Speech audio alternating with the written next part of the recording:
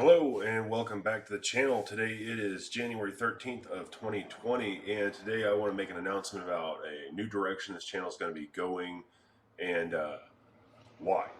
So some of you have subscribed since the channel began, and most of you came from my old channel, which was mostly political. So I want to kind of give you a where I'm at right now, what's changing and why. So let's go with the beginning. Who am I? I'm Andrew. Some of you know me as OEF Soft Soldier from my old channel, or Smokin' Joe Trainer, which was a stupid name I had to create due to being in the military when I had the Soft Soldier channel, and I had a discussion with one of my higher ups who's like, get rid of the name.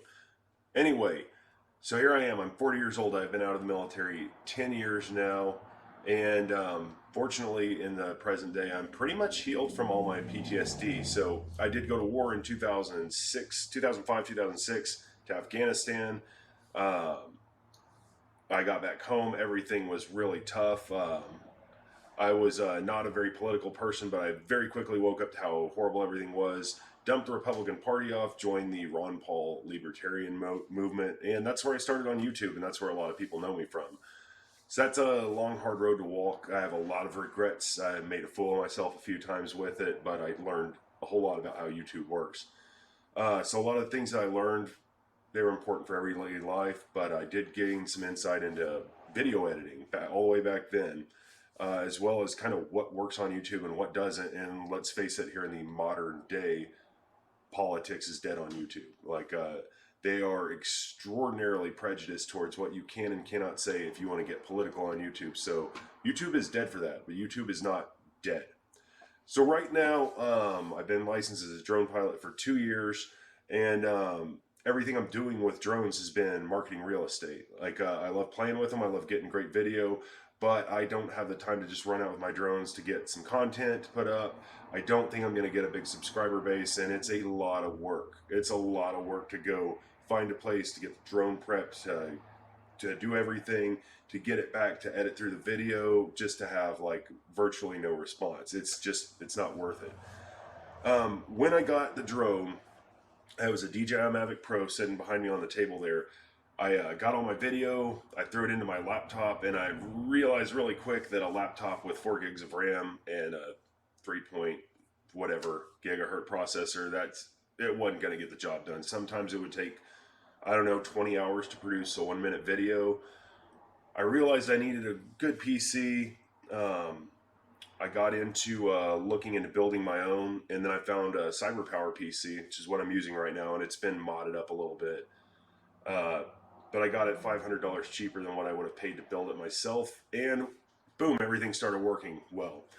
So that's when I was able to start this channel. That's when I was able to start doing some good editing, was once I got this computer. The thing is, when I got this computer, it's so powerful. Like, I was actually able to play video games on it, and I hadn't done that in, I don't know, I was big in games in the 90s. Street Fighter 2 Turbo was like my addiction once upon a time, and I bet you couldn't beat me at that game to this day, and I don't care who you are. You can't beat me at that game. Here in the modern day, though, I tried out PUBG, and my computer ran it like a boss, but I didn't. I just got killed over and over and over again, but I enjoyed it, and I played it here and there. Earlier this year came along Apex Legends. I know some of my subscribers play it. It's an incredible game. I've really enjoyed it, and what I'm going to be doing here moving into the future is some gaming content, and not just some, but probably a lot of it. That isn't to say that the old content's going away, but the new content is coming. And I'm going to be trying to draw in an audience with that, because I really think I've got a little niche. I think there's a lot of other people like me that are in my age range that will enjoy this. And you don't necessarily want to watch some 18-year-old skinny kid who's the best Battle Royale player on earth run around and do their thing. And I think I can beat those guys with video editing and some other stuff. So, as I said before, politics is dead on YouTube. I know a lot of people want to see that kind of stuff, but YouTube itself is not dead. YouTube itself is not dead. YouTube is still an excellent place for anything that's not political. Entertainment, comedy, cooking, gaming, all of that can draw on a big audience. So, as I said also, there's an extreme political prejudice, but there's infinite amounts of content out there that I find highly entertaining, and just to plug a few of them: Sam the Cooking Guy and Binging with Babish, excellent cooking channels. Uh, Candy Roo, my favorite gaming channel, and he advertises himself all day as an average player, which he's not. But his editing is and content is what makes his channel great, and which is why he has 250,000 viewers, and I don't. Uh, anyway, if I want to go get a drone video, I've got to actually, as I mentioned before, I've got to go out, I've got to select a place, the weather's got to be just right, I've got to make the drive to get to the place, I've got to set up, figure out what I want to film, then I've got to fly the drone, get all the footage, bring it back home. It's a lot of work. If I'm recording gaming footage, I click a button here and boom, I've got gaming footage, and then I can work with it. So that's one of the principles here is if you're going to be doing something and you could be making money doing it, why wouldn't you? So the purpose of this change is going to be to draw in that new audience to earn that revenue. Hopefully that will work. We'll see what happens. Anyway, in the modern day, I would love to be able to do this for a living. I don't know if I'm going to be able to do that or not, but I'm going to make a push for it. And you're always welcome to comment. You're always welcome to ask for content. And I'll be doing a lot of Twitch streams. So please, if you want to follow me live, everything on YouTube is going to be clipped together and produced and pretty. Whereas everything on Twitch will be live, and it'll be what it is as it happens, and that's all there is to it. So please, if you're going to be following me and you want to see what I'm doing, go to Twitch, make an account, and please make an account. If you're going to come out to watch any of my streams, please comment, man, woman, whoever you are, please comment, because if I've got viewers and I'm just talking to thin air, it gets kind of weird, and frankly, it's kind of boring, especially if I'm doing a show on editing. No one's chatting, no one's talking, no one's asking for how do I do this or how do I do that or what's going on, and there's just nothing to it. It's really boring. If you're going to stay with it, if you're going to comment, please keep your comments respectful. If I'm successful in drawing in a new audience, likely they will not care about your politics or politics at all. Last night I put up, and this isn't to dime anybody out, but I put up a video just advertising that I was going to do a live stream, and the first comment was something to do with the end times. Like, absolutely irrelevant to the topic.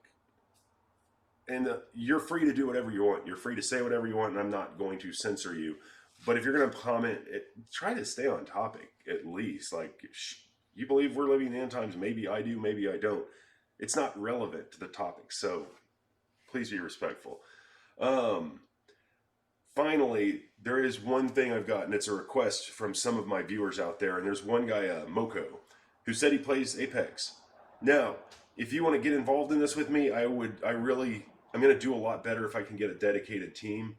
And anybody who wants to jump in and be part of that dedicated team, if you're able to do it and we can get good content, I have no problem getting on Twitch and bringing you in and showing you how to edit through gaming content. And it's really not difficult. You just need to have a PC that's capable of working with it.